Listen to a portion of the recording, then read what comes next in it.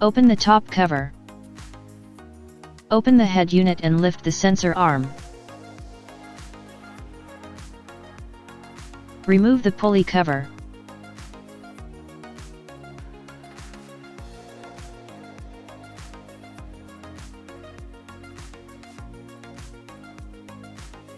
Lower the lever and remove the belt from the gear.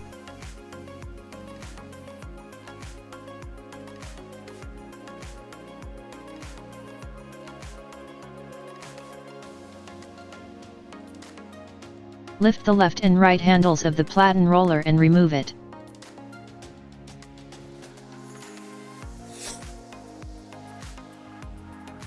Attach the new Platen roller.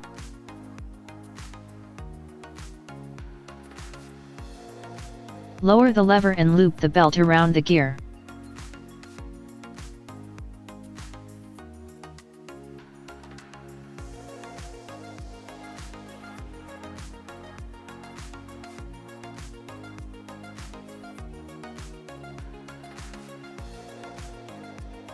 Attach the pulley cover. This completes the replacement of the Platen roller. Check the operation by using the self-print mode.